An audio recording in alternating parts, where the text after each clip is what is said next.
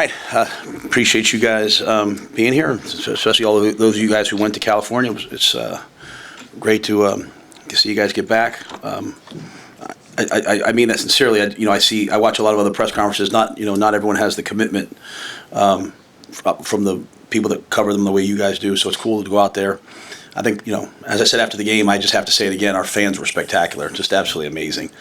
To have that many people take their hard-earned money and go out there, or people who live there, that support Husker Nation. So it's just such an amazing thrill, and I just am unbelievably grateful. I'm going to say a couple things for a minute, so just forgive me. But I do want to make sure I highlight just sort of all the things that are going on campus right now. Like, obviously, volleyball, number one. I mean, have they lost a set? Was it 40-some in a row, 43? I mean, it's just absolutely amazing.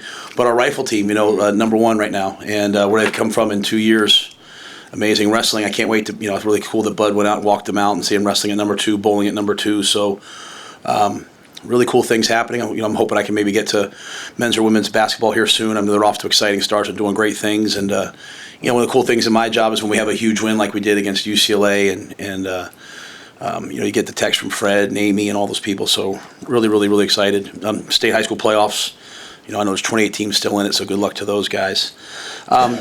I do want to highlight a couple things. It was a huge win, and to go on the road. I think it's our first time having 3 road wins since 2014, and we have one more chance, which will be the first time since 2010. So we're going to continue to work this week, so we're ready for that game next week. Obviously TJ being just the fifth true freshman, and I thought he went out and he was masterful. He did a great job, and I think the team really responded to him and had his back, and he brought joy and energy, and it was a lot of fun to see him doing what he was doing. Defensively, we still have not allowed 400 yards this season. We're only 7 teams in the country have not allowed 400 yards this season. So, while I know there's things we wish we could do just a little bit better, there's a lot of things that we're doing at a really high level, and we're doing it with a lot of young players. And so I hope our players see, hey, continue to buy into the first floor of the development, continue to buy into Coach Butler and their position coaches, and where we are defensively will only continue to take off.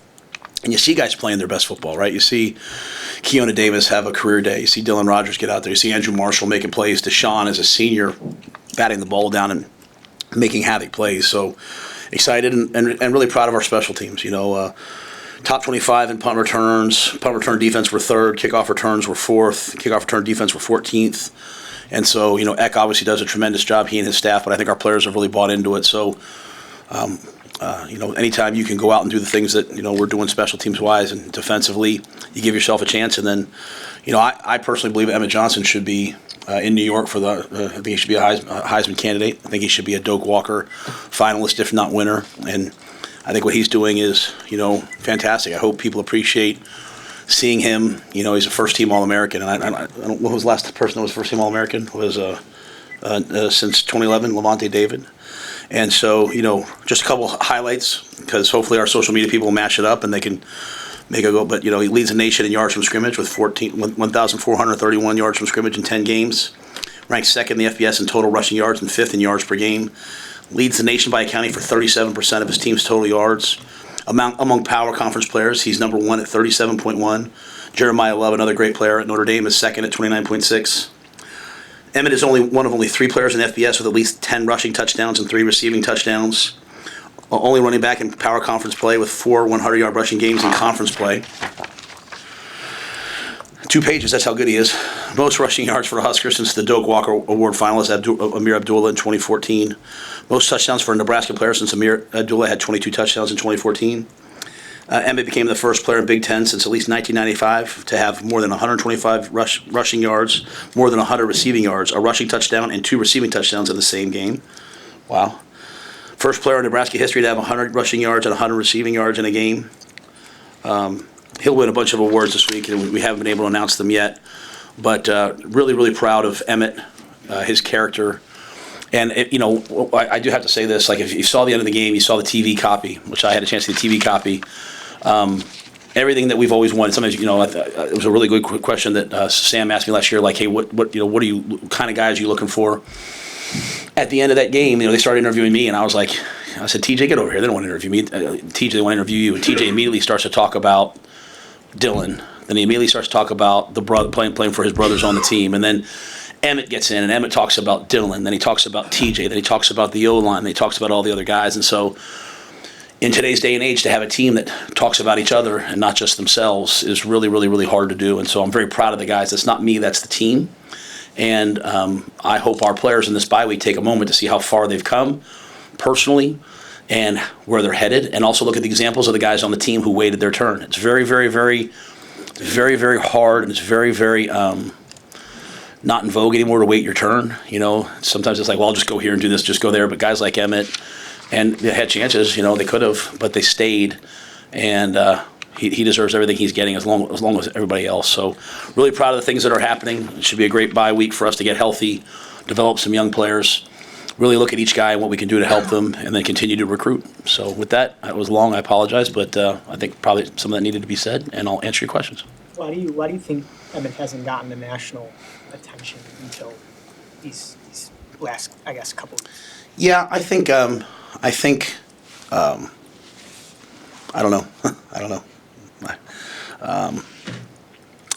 Hopefully he will now, though, right? I mean, the flaw in college football today is so much of it is preseason this, preseason that. Like look at the rankings of the teams that were the top teams, and really the CFP has figured it out, right? Like they do it now. They wait and see your body of work, and they do it now. And so, you know, this team's going to be really good, but hey, wait, they're 3-6, and you know this team. Like what's Minnesota's record right now? I don't know, 6-3. I mean, like, how could you ever lose? Well, they're a pretty good team, and so. I just think, you know, people kind of bias things. Like this team has 2 losses and this team has 2 losses. This team's still in the top 15. This team's out of the top 25 because a lot of it's just pre. So, you know, Emmett's having a breakout season. You know, Emmett will have a lot of decisions to make. Does he want to go play in the NFL? You know what I mean? If Emmett decided to come back, he obviously would be a preseason All-American, Heisman Trophy. You know, he'd be on all the watch lists, you know. So, you know, I'm not so sure he shouldn't go play in the NFL, right? I think he's going to be a great pro player. So, but I think that's probably it as much as anything, right? But, you know, he's been dominant in big games. He's also been dominant in tough situations. And I think the one key stat, and I think Emmett would be the first to tell you, I mean, we have the best blocking wideouts. I mean, I have NFL guys sending me tapes of like, man, look at your guys blocking. We have the best blocking wideouts. I mean, they're literally out there like hunting. They're not blocking, they're hunting. So we have great blocking wideouts. We have an O-line that, you know, I hope everyone appreciates how well that O-line run blocks. I mean, they block everything. Luke Lindenmeyer, the way Luke blocks, Heinrich, Caden Nectarnock has become like a hammer for us. So I think there's a lot of pieces to it. But I think what's really, really crucial about Emmett is they're coming in conference games. He didn't go get like 300 yards against, you know, so-and-so, and now all of a sudden that inflates his stats. Like Kenneth Williams, you know, we are where we are in kickoff returns. Those are in conference games. He didn't have some of these teams, like you look at them, they had a bunch of, you know, returns against the FCS school they played. Emmett's doing it versus real competition, and you know Minnesota was a tough game for us. I thought he was spectacular in that game. So it's not like he had 1 or 2 big breakout games. It's just consistent execution, and like I said, I'm sure he'd be the first to tell you it's all those guys all doing it to allow Emmett to have the success that he's having. As far as all that goes, I mean, Emmett's rolling. I think he's only given up 2 sacks in the last 3 games. I think that's right. What's changed? Is the offensive line has it taken a step forward? What's the explanation? Yeah, well, I think the offensive line certainly has taken a step forward. You've also lost a lot. I mean, Donnie's had to develop guys to be ready to play. I mean, we've had a lot of guys get hurt, right? I mean, you look at your right tackle spot. You know, you've had Teddy, you've had Gunner, you went back to Teddy. Now you're playing with Turner. You know, I mean, you've had a lot of turnover and injuries and things like that. I think there's something to consistency. There's something to like the year before, like we just talked about with Emmett. Like, you know, Dana's, you know, in his first full year, and I think he's evolving in terms of like what he likes and what we do well. I think we're running the ball more. You know, it's not probably quite as much drop back, and so we're not under as much duress. You know, TJ moved around some. You know, I mean, like, as I said, some of the sacks. If you go back and listen to me after those games, right? Like I think people just kind of blow out, oh, he's just coached me, but like Some of the sacks were coverage sacks. Some of the sacks were 4-second sacks. Some of them were just, hey, we absolutely just got run over, right? Like, I think in the Minnesota game, it just was not a good night for us. It was not a good night for us, and they played really well. And but I think it's just a little bit of everything, to be quite honest with you.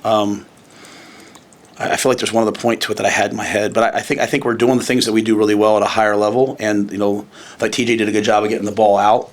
We're running the football, so you sometimes have to live with, like, it was on the last drive, second to last drive. It was 3rd and 13, and we had a 2-play pack. It was either a drop back pass or an outside zone, and if we got 5 or 6 yards, I was going to go for it, and we had the perfect look. TJ goes to the outside zone, and the guy just beats one guy. But I think we're doing things like that and just living with the result a little bit more.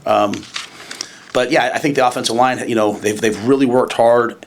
And I will also go back to Minnesota. We also played. This is just part of football. It's not an excuse, but Pritchett got ejected for playing hard and getting the targeting call, and then Rocco's finger went out his hand. So you go down, kind of an O-line that's already kind of beat up a little bit. You go down, and 2 guys have to step in and play, and not putting anything on them. But just it's just not a good night. So yeah, I think it's probably a mixture of all those things. I mean, as coaches, I think we have to adapt, but our players have worked really hard, and they've never stopped doing the process. And that's the biggest thing for me is, like, you see a lot of teams, they lose, and even last week, I mean, I'm still mad that we lost to USC. I'm still upset, and I still say to myself, what could I have done better? And there's a lot of things I could have done better. But, we did come back, and a lot of teams wouldn't have come back. And so I think there's real character and grit on the team. You guys have. Has Pritchett, has he, I don't know, I don't grade him, has he found a groove? Yep. Yeah, Pritchett Pritchett's playing really well. He's playing really well. There was you guys have punted the ball more on those 3rd and longs, just accepting that you may not get the first down. How did you maybe evolve to that? I don't know if it is an evolution, but how did you arrive at that point in the last 2 or 3 games? And how do you feel like it's worked out, forcing teams to go long field? Even UCLA had to go 96 yards to score that. Yeah, I think it's a mixture of a couple things, to be honest with you, Sam. I think we're still going for it on, like, 3rd, and we're still attacking 3rd and 6, 3rd and 7. I think you look at the stats, like 3rd and 11 plus. A lot of our sacks that happened, some of those games, we also were down at Minnesota, so you had to play a little differently. But I think we have great pressure packages. Like, we have, John's got all these things we like, and I think the one thing is people have just lined up and run the ball against us. So you go back to Michigan, it's the last drive, second to last drive, the one that they go up by 10, right? And it's 3rd and 13. I mean, on that drive, they ran a sprint out, they ran a screen, and they ran an outside zone. And so I'm on the headset, and I'm hearing John be like, I'm always like blitz. And I'm hearing him like, we're just going to check the zone versus this. And so then you relay that to the offense. Like, hey, guys, all these exotic pressure packages that earlier in the year we were, trying to sort out and pick up. And, because we have great wideouts and we want to get them the ball. I think what we said is, like, hey, let's screen that stuff. When they give it some of the stuff, let's run it against it and then pick our spots. So I just think, we've kind of adapted. But it's still a team thing. Like, if you're down by 21, you can't do that, right? So against USC has great pass rushers, and our whole thought was, let's run the ball early, body blows, wear them down, and then throw it, later in the game when they're a little bit beat up. Going into this game, they didn't have a ton of sacks, but it was like, hey, let's run it versus. But that play, I mean, to be very clear, like, that was a check. Like, so if they came out and they were playing 4-man rush zone coverage, we were going to let it rip and throw a down the field pass. It was just because they came out and they looked different that he checked to the run. So how do you feel like Archie's done with the pooch punting, getting it inside the 10, the 15?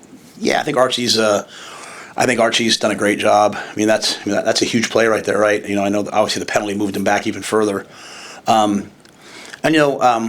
Archie's like a lot of freshmen, right? He's at that point right now where, like, he's like analyzing and like when he just goes out there and lets it rip, he does a great job. So he's a guy. He's so good. He wants to put the ball at the 2 every time, but putting the ball down inside the 20, the odds are in your favor. And it's a shame that we didn't get the stop with a long field for them to go, because they had to punt the ball back to Jacory, and they would have had to punt it to him, and he would have had a big return, and good things would have happened. Along those lines of the way the offense has evolved through the year, Emmett has carried it 84 times in the last 3 games. Did you arrive at a place where you saw this season that his durability just was not going to be an issue, and you didn't need to necessarily limit his touches? Yeah, I mean, I think he doesn't take a lot of big hits. Like he's never like. And let me say this: like you hear me freely talking about like, hey, Emmett might go to the NFL. I think Mosey and Mackay, like if they went, like we wish we could get them more touches. We wish they were playing more, and they're having to wait their turn. There's two of the guys, they're probably a little frustrated by it, I'm sure, but they're such great team guys. But we're not getting a ton of like 3 and outs. Where we get a 3 and out early, and then it's a long drive, so we're not getting a ton of possessions. I think we had we have 3 possessions in the first half. And we scored on all 3. I sure love to get 5. I'd love to get a couple turnovers, and that's how you blow people out, right? That's how you're watching Indiana play people, and it's like then they get a turnover, and they have a short field, and then all of a sudden it's 35-0. So that's the next step for us. But back to Emmett, I think the way we run the football.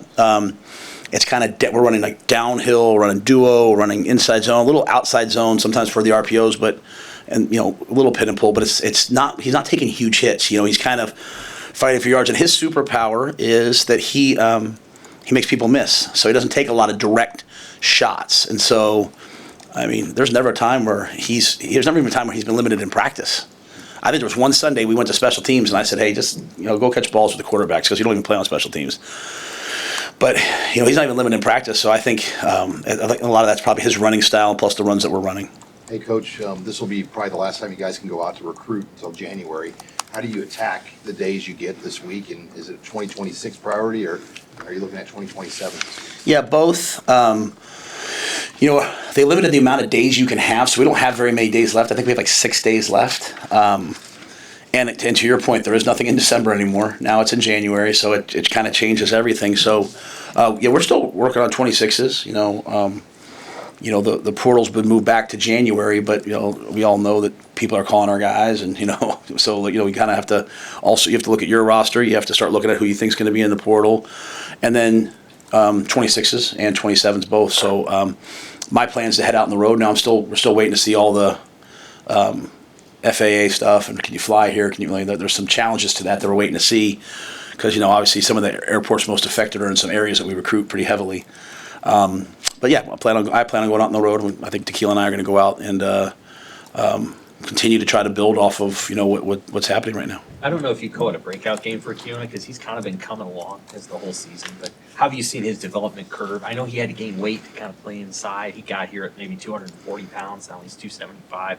How far has he come, and how much more is out there for him? Yeah, Keona. The thing I love about Keona, you saw it in the. I remember after the USC game, I said to him, hey, that was your best game. And a lot of plays you maybe couldn't see.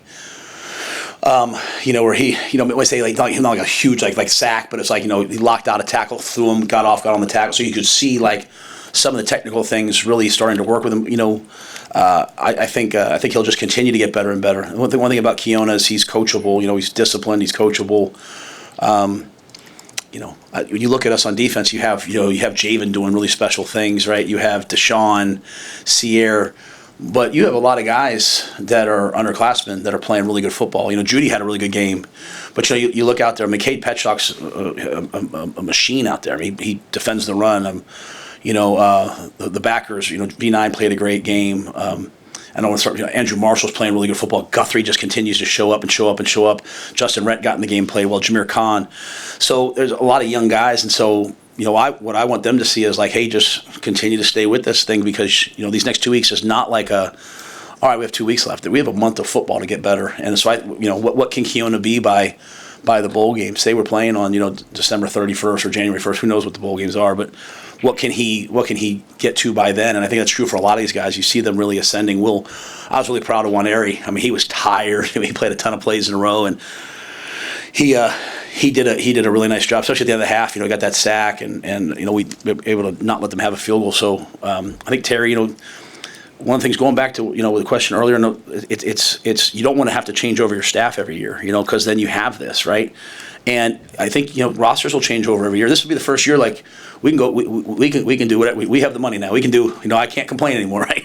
Like we got what we need, and so this is the first time we're a have. But I want to keep the coaching staff, right? I want the coaches to stay, because I think that breeds.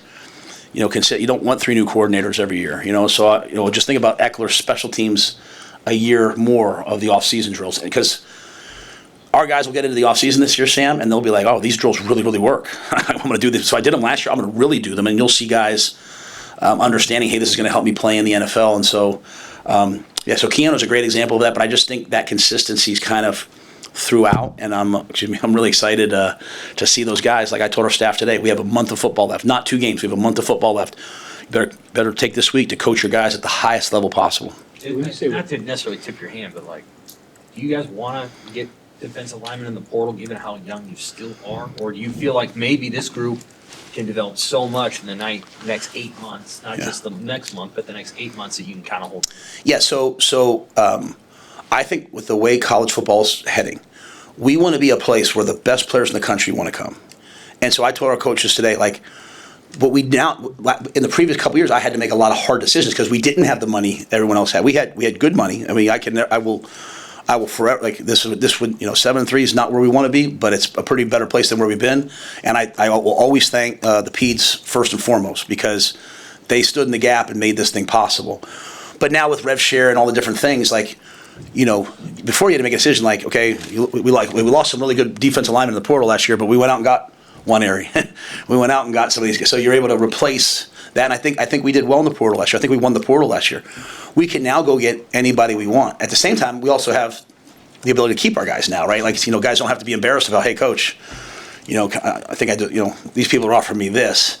So we can offer I think we can now be the best of the best. So to answer your question, I want to put the best players in the country in this room, and not having to worry about, hey, can I afford to do it now? Some people might still have more than us, but we got a lot. So it's kind of a unique thing. And, I like where our D-line's headed. Okay. I thought some guys are playing their best football. But yeah, we're going to continue that. And we also know, like, I also know people are calling our guys right now too, So, but what I learned last year was, all right, I mean, some people left, I love them, wish them the best. I bet you some of them wish they could be back here right now, to be quite honest. And then, some people thought about leaving, and like Emmett thought about leaving, and not for money, not for just, hey, what situation, how are you guys going to use me? I bet you Emmett's pretty happy he's here right now.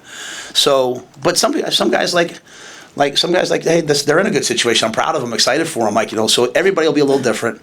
But I'm no longer worried about, we got what we need to go get the best players in the country, and they all, I mean, where else can you go? And we keep walking in other people's stadiums and taking over their stadiums in the Big Ten. I mean, it's pretty elite, so you can come here and have an amazing experience.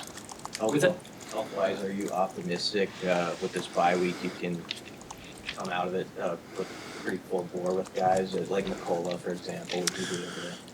Yeah, I mean, Desan, I think it's just a matter of, can he get healthy in time? I mean, he tried last week. He really tried. They're running some tests on him today, so we'll see. I know if he can go, he'll want to go. I think we'll get Dawson Merritt back, I hope. So I think we will be as healthy. And then, we're late in the year. It's a 2-bye week year. We're not going to beat them up this week. We'll practice. We'll practice the young guys on Wednesday. We're going to lift and run on Tuesday. We'll practice the young guys on Wednesday, developmental guys that are, still trying to ascend. And then we'll do a first game for next week's opponent on Thursday. Even the coaches, like these 2 days, are spending these 2 days on our final game planning that game because it's a short week. And, we don't have the Penn State time yet. And then they'll spend 2 days game planning next week. So, Penn State game. So, so it won't be a kill 'em week. We had that bye week already. I know you spoke about him after the game a little bit, but Dylan Rogers, when did you start to see him maybe take that next step to be in position where he is now? Yeah, I think it goes back to what I said about Eckler and the drills. You see, what Dylan's done is he's been really consistent on special teams. And, Dylan's always been a player that we say, like, kind of like, if he just ever just like cut it loose and went, you know what I mean? Like, because he's just kind of always like, he's athletic, but he just never kind of like, and it reminds me a lot of Johnny Bullock. Like, John was like that, right? And then finally one day, I think Bullock got so mad at me and Rob and everybody, he just said, screw you guys, and just started running through people's faces, and now he's an NFL player, right? Dylan, Desan got banged up. Dylan went out in the game and played, and he played really well. And so I just think for me, it's like we have a lot of guys who I know are good players. They just need the opportunity to get on the field to show what they can do, and he got it, and I'm proud of him. I think you just answered the question, but so you didn't have to alter your practice schedule because you have a young QB in this situation? No. No. You know what I'm saying? Yeah, it's a great question. You're like, hey, come out and get some more. No, I think for as much as anything, for TJ, it's just, hey, how am I going to watching the tape? How am we going to attack? We're not going to invent a bunch of new stuff. Maybe Dana will say to me or Glenn will say to me, hey, can we go out there on Wednesday and get him some reps? But the thing with TJ is, he's been here in the spring, he's been here in fall. Like when he went out there in the first couple games, he was prepared and ready. So no, I don't even think of TJ as a young player. I think part of it's getting into the game and knowing when to run and when to check the ball down and all those things. And I can't really mimic too much of that. I think just the game reps. I do think that one of the big things about going to Penn State is going to be the cadence. Just how loud it can get there. And so we'll do some of that stuff on Thursday. But so maybe they'll want to put him in on Wednesday. But I feel really good about our process. And the way it works. Even going back to what I said about the roster, I feel really good now with where we are. We're in the building. We've got all the right people. I'm not going to Troy with a big wish list of demands this year. Hey, we need this, this, and this. We've done that for 3 years. We're finally caught up to where programs of this nature should be. We have everything you could possibly want. And so, I have an unbelievable quarterback coach. And if you don't, just the tape speaks that, right? Glenn doesn't get nearly any I don't know but I don't even. I just take it for granted how good he is. You know what I'm saying? But he's been doing that for me for years. PJ Walker had 16 touchdowns and 18 interceptions his sophomore year. Glenn came in and PJ was elite, right? We started Charlie Brewer as a freshman at Baylor, and Glenn coached him, and he was elite. So I just think, you look at TJ, credit goes to TJ, but I think Glenn's done a really, really, really nice job, and I think it's important that I say that. And I'm really saying that, to be honest with you, I'm talking a lot to people out there in recruiting. Hey, if you're a good quarterback, you want to go somewhere, I'd come play for Daniel Holgerson and Glenn Thomas. Imagine how much TJ Latif's phone's going to be ringing here from other schools. Hey, come be our quarterback. And you know what? Good for him. I love the kid. I hope he wants to stay with us. But you know what? We got good coaches. We got good quarterback coaches. I was a quarterback coach. I was the worst. I was just not a good quarterback coach. And I think Glenn is really, really special. And it all goes all the way back to Matt Ryan saying to Mike Saravo, hey, he's a really good coach. You should hire him because he was his coach at Atlanta. And I just want to make sure I give him a ton of credit. But TJ, I don't think TJ needs anything special. I just think he needs another week, and I think you'll just see him continue to get better and better and better. Do you consider it part of your job to maintain a level of awareness of who's getting called, what's happening? They're all getting called. If they're a good player, getting called. It's just the way football is now. Is it as simple as a DM? They just get a DM? No. It's way more surreptitious than that. It's way more. Just think about it. You call they call the whatever coach. It is what it is. It's my coach. My coaches get upset about it. I'm like, what do you think you guys do to me? And then what? I just signed a contract extension, right? Because maybe someone else showed. It's just what it is, right? All I'll say is, my point is that I always want our players to see, hey, if you stick around here, you're going to play your best football here. You're going to get developed here, unlike anything else. And we can take care of our guys. Now, people want to get taken care of sometimes before they produce. You know what I mean? And so that's the hard part. You have to pay a high school recruit to come in. You have to pay a certain amount and all those things. But Emmett's going to get his due. He's going to be up for all these awards. He's going to be a national whatever, and he's going to have his decision to make. And we'll support him no matter what. But that's the message is what Troy's done here is he's put the place on overdrive, and that's why look at all the other sports. How are we this good in all these other sports? It's the nutrition, it's the facilities, it's the coaches, it's the investment in coaches. It's the University of Nebraska athletics is beyond elite, and it's we have alignment here from the top down that not many places have. I talked to a lot of my coaching friends; they would kill for the situation we have between our board and our president and our chancellor and our AD and the assistant coaches here. I said it when I signed the contract extension. I think probably no. Trust me, you're going to see more coaches leave good jobs for other jobs because they're chasing what we have here, resources and alignment. And so I want to have really good players, and I want players who other people are calling them, and I want players who want to be here because it's one of the best places in the country. And I want my assistant coaches to people be calling my assistant coaches saying, hey, why don't you come here? It just means you have good people, right? It's a good problem to have. I hope next year you guys are asking me about, hey, we heard your name for this job. It means I did a good job. So it's just part of it. But this is an amazing place, and people should want to be here like we want to be here. Coach, with stacking wins, more and more wins, you put yourself probably more in contention for a Florida bowl game. How much would it mean to you to see Ja'Cory and Shavers get to play in that state, and how much inroads could that make in that state recruiting-wise? It's a great question. and as I said, we'll be grateful for any bowl. I mean, back-to-back bowl wins. It's not where we want to be, but it's better than we were. But yeah, I think to go play an SEC team in a premier bowl game, and to your point, go back to Florida. We affectionately call it Flo-Braska. I love players from the state of Florida. They love the game. They love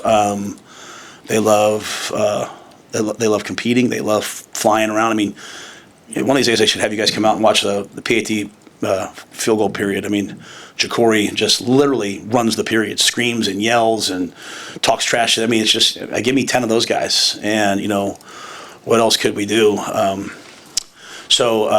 Yeah, I think that'd be really cool. I hadn't really thought about it till you said it. You can always tell when I'm not anticipating something. I kind of hesitate up here, and I'm hesitating, but that would be really cool, and I think it'd be really good for us in recruiting to take this brand. And I think, I saw some ranked teams on Saturday. That was a late game for us. I saw some ranked teams with not a lot of people in their stadiums, and and it's like, well, if you like atmosphere, if you like crowd, if you like being followed, come be a part of Husker Nation, man. We got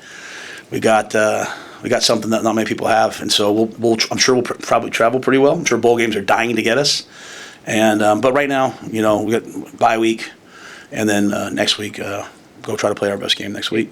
Hey, last year, you didn't know that you'd be playing in the postseason until November 15th. Year before, you didn't know that you wouldn't until Black Friday. Thanks for bringing that up. Jeez, Yeah. just ruined my day. Having that knowledge that, back on November 1st this year that you would, and now you can go through this month knowing what your December is going to look like. Does that make a difference? Does that matter in the training and the scheduling and everything? Yes. It's kind of weird for me, to be quite honest with you. Like, I'm literally sitting to Susan today. Like, the schedule's changed so much. I'm like, wait, we can't bring in, because the portal's not till January. But when a team hires a new coach now, those kids can go in the portal. I'm like, so we can't bring them in on a visit? And they're like, no, it's dead. So I'm still trying to. It's very, like I've said before, like, this time with the new rules, house settlement, all that, it's very much like back in COVID when I was in the NFL, when I'd plan out like a 2-month schedule, off-season schedule, and they'd say, nope, that changed. I have to tear it up. But yeah, I think it does. Like, even this bye week right now, right? Like, it's like, hey, we have another month of football, so we're going to take this approach. Last year, obviously the portal was before bowl games, so people were opting out, and that's why they've moved it now to after, so kids can play in the bowl games and then decide, if they're going to go in the portal or not after that. So yeah, I think so. I think it does. It affects, kind of where we are. And uniquely, I mean, when we lost last week, we knew our hopes of going to the CFP were over. And as I said to our guys, like, hey, you're going to have to play because you love each other, because you're a competitor, because you love to win, and you love being a part of the University of Nebraska. And I think they certainly did that on Saturday, which was really cool. But schedule-wise, I just think it allows us to, now know, like, hey, we're going to train, like even it used to be I'd play on, like last year we played on Friday, and I was getting prepared to go on the road. The last couple of years, 2 years ago, like, we lost that Black Friday game, and then I was out the next week. It'll be dead. I'll be in the office, so it'll be so different. But we'll adjust. We'll adapt.